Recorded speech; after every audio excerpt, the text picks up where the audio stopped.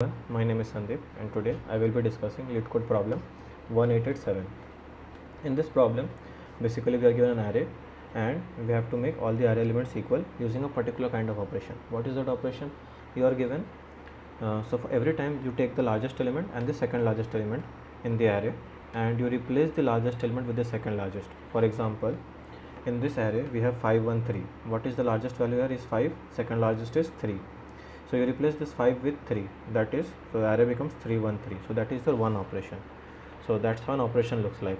So you have to return the number of operations, minimum, actually the number of operations, so that all the elements are equal. So here everything becomes 1. So let's understand the example in details. So we have this, so this was the input that we were looking at, 5, 1, 3. So initially, what is the largest? Largest is 5 and second largest is 3. So we replace this 5 with 3. So our array becomes 3, 1 and 3.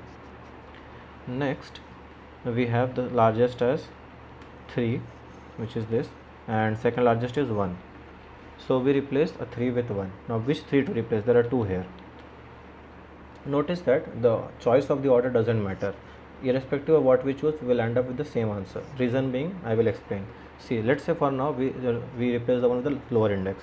So we replace this, so we get 1, 1 and we get 3. Now the largest is again 3 and the second largest is 1. We replace that, so we get 1, 1, 1.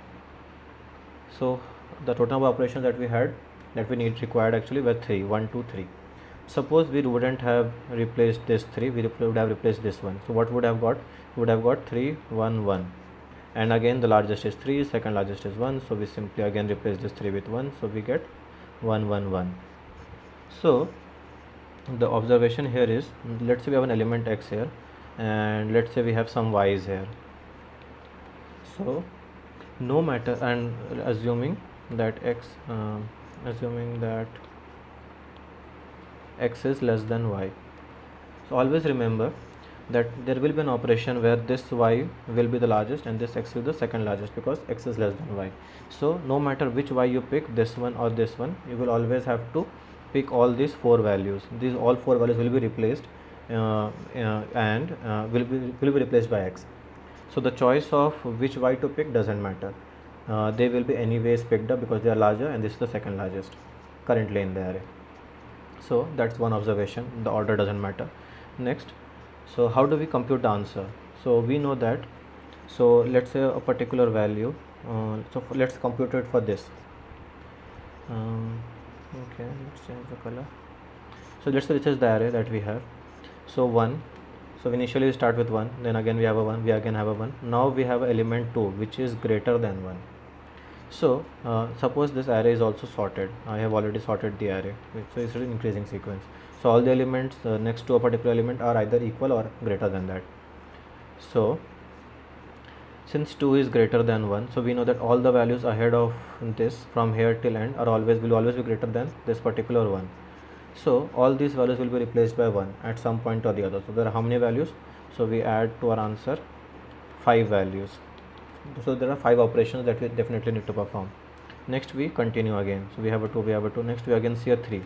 We again see a mismatch. So this 2 is always less than all these 3 values. So there will be a point of time where all these 3 values will be replaced with 2. So how many values are there? What is the range? 3. We add that number of operations to our answer. Next again 3, 3. Okay, we again check a mismatch here.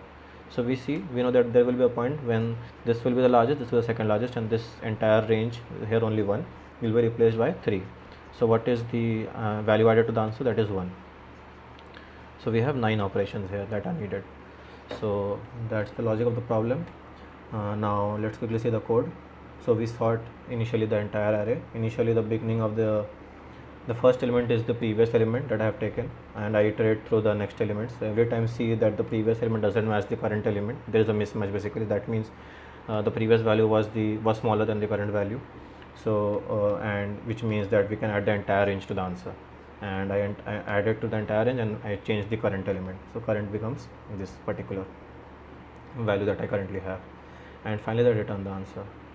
So that's the code. I will quickly run it. It should be good. Yeah, we can even submit that. Accept it. Yeah, thanks for watching.